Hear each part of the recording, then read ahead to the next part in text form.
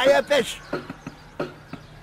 On t'a connu, t'étais partant, on t'a connu, t'étais battant, on t'a connu, t'étais rêveur, on t'a connu winner! On t'a connu, t'étais tatoué, on t'a connu, t'étais looké, on t'a connu, t'avais une crête, t'avais un aigle sur la tête! Et depuis t'as perdu la foi? Bonjour les amis, aujourd'hui je fais le compte de la bonne humeur et c'est parti. Jerry est gérant d'un restaurant, il est toujours de bonne humeur. Quand on lui demandait comment ça allait, il répondait toujours « Si ça allait mieux, je serais jumeau ». Les serveurs de son restaurant quittaient leur emploi pour le suivre afin de demeurer à son service d'un restaurant à l'autre parce que Jerry était un motivateur né. Quand ça n'allait pas bien pour un de ses employés, Jerry était toujours là pour lui faire voir le côté positif de la situation. Son attitude me rendit curieux. Alors, un jour, j'allais le voir et lui demandais « Je ne comprends pas. Personne ne peut être positif tout le temps. Comment fais-tu » Jerry répondit « Chaque matin à mon réveil, je me dis « J'ai deux choix aujourd'hui. Je peux choisir d'être de bonne humeur ou de mauvaise humeur. Je choisis toujours d'être de bonne humeur. À chaque fois que quelque chose de mal m'arrive, je peux choisir d'être victime ou d'apprendre. Je choisis toujours d'apprendre. Quand on vient se plaindre à moi, je peux choisir de me taire ou d'en faire ressortir le côté positif de la vie. Je choisis toujours cette dernière option.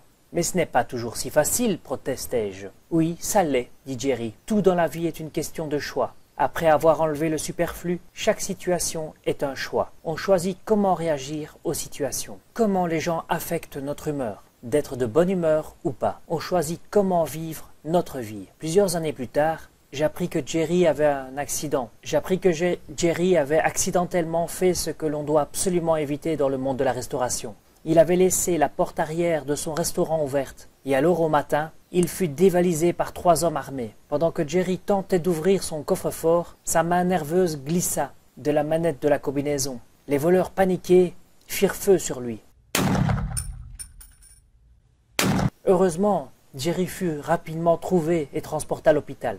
Après 18 heures de chirurgie et des semaines de soins intensifs, Jerry put quitter l'hôpital avec des fragments de projectiles dans son corps. Je rencontrai Jerry environ 6 mois après l'accident. Quand je lui demandais comment il allait, il me répondit « Si j'allais mieux, je serais jumeau. Veux-tu voir mes cicatrices ?» Je déclinai son offre et lui demandai ce qui lui avait passé par la tête lors du cambriolage. J'ai d'abord pensé que j'aurais dû barrer la porte arrière. Puis après qu'il m'eut tiré dessus, je me suis souvenu que j'avais 2 choix. Je pouvais choisir de vivre ou de mourir. J'ai choisi de vivre. N'avais-tu pas peur ? Que je lui demandais. Il continua. Les ambulanciers ont été super.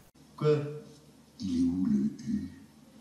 Quel U? Il ne cessait pas de me répéter que tout irait bien. Mais quand ils m'ont emmené à l'urgence, que j'ai vu l'expression des visages des médecins de garde, j'ai paniqué.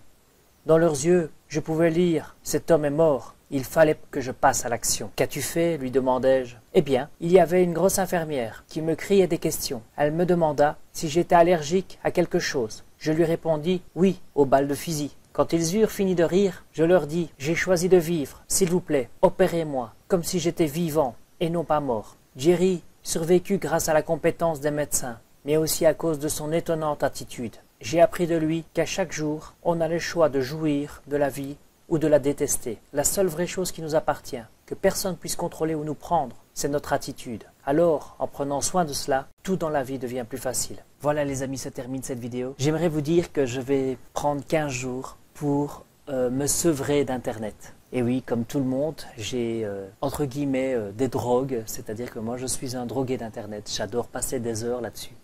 Et pendant 15 jours, je vais me couper complètement, je vais faire un sevrage de 15 jours d'Internet. Donc ne vous étonnez pas qu'il n'y a pas de vidéo pendant 15 jours, c'est normal. Mais je vous préparerai une surprise quand même. C'était Charles et Mickaël pour grandir en amour, conscience et compétence. Merci. Et nous on est là pour dire que t'as pas perdu ta bonne humeur, t'as pas perdu ta bonne humeur, toujours le roi des déconneurs, t'as pas perdu ta bonne humeur, t'as pas perdu ta bonne humeur, t'as pas perdu ta bonne humeur.